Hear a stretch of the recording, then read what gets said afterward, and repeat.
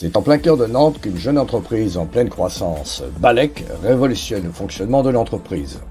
La société Balek, spécialisée dans le développement de services innovants pour des clients qui aiment se faire disrupter, a fait un choix de management audacieux.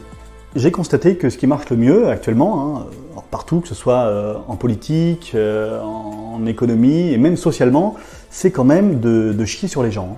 Alors pas littéralement, non, parce que quand même garder ses limites, mais je veux dire de ne penser qu'à soi, son plaisir individuel en premier. Et donc je me suis dit, on va transposer ça dans l'entreprise. Et donc officiellement, on est la première entreprise égoïste, et donc c'est le fait de penser à soi en premier qui va régir notre quotidien. Moins rigide que l'entreprise traditionnelle, plus ambitieuse que l'entreprise libérée, plus innovante que l'entreprise collaborative, c'est l'entreprise égoïste qu'inaugure Balek. Dans l'entreprise, les salariés sont libres de faire ce qu'ils veulent et ainsi épanouir eux-mêmes leur propre personne avant tout. Allô? Ah, salut Bernadette, tu vas bien? Oui, je te dérange pas? Bah non, écoute, rien de spécial, non, tu me déranges pas. Ok, possible. Chez Balek, les pauses sont illimitées, elles peuvent se faire à tout moment et n'importe où, du moment que le salarié en est heureux.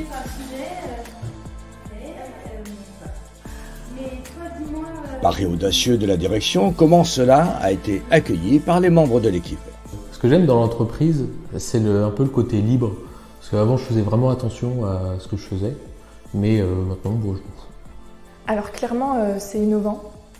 J'avais jamais entendu parler de ça, et quand on a mis ça en place dans l'entreprise, on était tous un peu surpris. On savait pas trop à quoi s'attendre, mais finalement, abandonner toute notion de respect et de devoir envers les autres, c'est plutôt facile.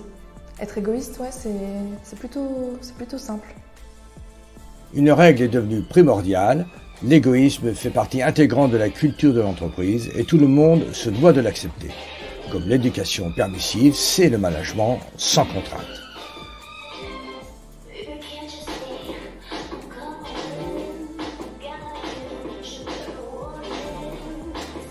Chacun est libre d'utiliser le matériel à sa disposition pour optimiser sa production. En faisant ce qu'il veut, comme il le veut, il s'exprime clairement.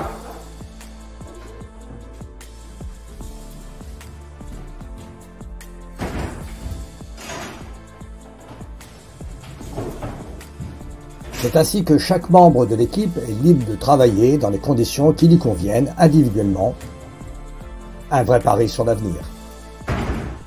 Alors il est vrai que pour l'instant, chacun est content, même si ça bouscule un petit peu le quotidien de l'équipe, mais ça c'est bien normal, comme tout investissement, je pense qu'on verra les bénéfices dans un second temps. Mais je suis persuadé que parier sur le plaisir individuel immédiat, c'est le futur. Donc l'avenir me dira si j'ai eu raison.